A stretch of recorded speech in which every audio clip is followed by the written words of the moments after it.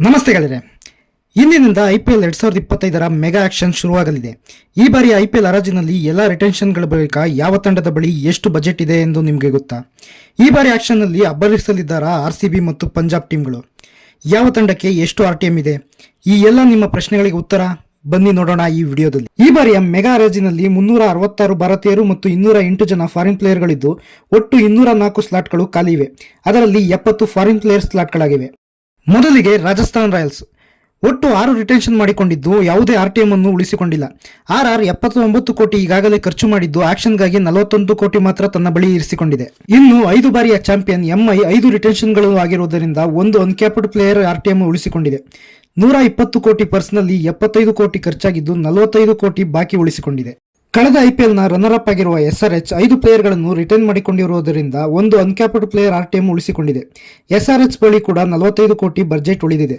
ಇನ್ನು ಕಳೆದ ಬಾರಿಯ ಚಾಂಪಿಯನ್ ಟೀಮ್ ಕೋಲ್ಕತ್ತಾ 6 ರಿಟೆನ್ಷನ್ ಮಾಡಿಕೊಂಡಿದ್ದು ಯಾವುದೇ RTM ಕಾರ್ಡ್ ಅನ್ನು ಉಳಿಸಿಕೊಂಡಿಲ್ಲ. ರಿಟೆನ್ಷನ್ಗಾಗಿ ಕೋಲ್ಕತ್ತಾ 57 ಕೋಟಿ ಖರ್ಚು ಮಾಡಿದ್ದು ಹರಾಜಿಗಾಗಿ KKR ಬಳಿ 51 ಕೋಟಿ ರು ಬಾಕಿ ಉಳಿದಿದೆ. MS ಧೋನಿ ಅವರ CSK 5 ಆಟಗಾರರನ್ನು ತನ್ನ ಬಳಿ ಉಳಿಸಿಕೊಳ್ಳಲು 65 ಕೋಟಿ ರು ಖರ್ಚು ಮಾಡಿದ್ದು ಆಕ್ಷನ್ಗಾಗಿ 55 ಕೋಟಿ ಬಜೆಟ್ನೊಂದಿಗೆ ಬರಲಿದೆ. CSKಗೆ ಒಂದು RTM ಇದ್ದು ಕ್ಯಾಪ್ಡ್ ಆರ್ ಅನ್ಕ್ಯಾಪ್ಡ್ ಆಟಗಾರನಿಗಾಗಿ ಅದನ್ನು ಬಳಸಬಹುದಾಗಿದೆ. ಶುಭ್ಮನ್ ಗಿಲ್ ನಾಯಕತ್ವದ ಗುಜರಾತ್ ಟೈಟನ್ಸ್ 5 ಪ್ಲೇಯರ್ಗಳನ್ನು 51 ಕೋಟಿ ರು ನೀಡಿ ಉಳಿಸಿಕೊಂಡಿದ್ದು ಒಬ್ಬ ಕ್ಯಾಪ್ಡ್ ಪ್ಲೇಯರ್ RTM ಅನ್ನು ಬಳಸಬಹುದಾಗಿದೆ ಹಾಗೂ 69 ಕೋಟಿ ಪರ್ಸ್ನೊಂದಿಗೆ ಹರಾಜಿಗೆ ಕಾಲಿಡಲಿದೆ. ಲಕ್ನೋ ಸೂಪರ್ ಜೈಂಟ್ಸ್ ಕೂಡ 5 ಪ್ಲೇಯರ್ಗಳನ್ನು ರಿಟೆನ್ಷನ್ ಮಾಡಿಕೊಂಡಿದ್ದು 69 ಕೋಟಿ ಬಜೆಟ್ ಜೊತೆಗೆ ಒಂದು ಕ್ಯಾಪ್ಡ್ ಪ್ಲೇಯರ್ RTM ಕಾರ್ಡ್ನೊಂದಿಗೆ ಹರಾಜಿಗೆ ಬರಲಿದೆ. ಇನ್ನು ಡೆಲ್ಲಿ ಕ್ಯಾಪಿಟಲ್ಸ್ ಟೀಮ್ 4 ಆಟಗಾರರನ್ನು ಉಳಿಸಿಕೊಂಡಿರುವುದರಿಂದ 2 RTM ನಲ್ಲಿ ಒಬ್ಬ ಅನ್ಕ್ಯಾಪ್ಡ್ ಮತ್ತು ಕ್ಯಾಪ್ಡ್ ಪ್ಲೇಯರ್ ಅಥವಾ ಇಬ್ಬರು ಕ್ಯಾಪ್ಡ್ ಪ್ಲೇಯರ್ಗಳನ್ನು ಖರೀದಿಸಬಹುದಾಗಿದೆ.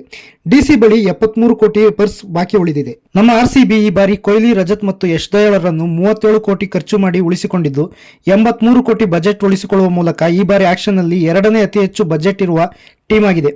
RCB ಬಳಿ 3 RTM ಇದ್ದು 3 ಜನ ಕ್ಯಾಪ್ಡ್ ಪ್ಲೇಯರ್ಗಳು ಅಥವಾ ಒಬ್ಬ ಅನ್ಕ್ಯಾಪ್ಡ್ ಮತ್ತು ಇಬ್ಬರು ಕ್ಯಾಪ್ಡ್ ಪ್ಲೇಯರ್ಗಳನ್ನು RTM ಬಳಸಬಹುದಾಗಿದೆ. ಈ ಬಾರಿ ಹರಾಜಿನಲ್ಲಿ ಅತಿ ಹೆಚ್ಚು ಪರ್ಸ್ ಹೊಂದಿರುವ ತಂಡ ಎಂದರೆ ಅದು Punjab Kings.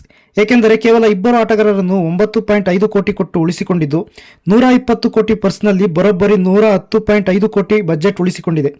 4 capped ಪ್ಲೇಯರ್ಗಳ RTM card ಕೂಡ ಪಂಜಾಬ್ ಬಳಿ ಇದೆ. ನೋಡುವುದಲ್ಲ ಹರಾಜಿಗಾಗಿ ಯಾವ ಟೀಮ್ ಬಳಿ ಎಷ್ಟು ಬಜೆಟ್ ಉಳಿದಿದೆ ಎಂದು.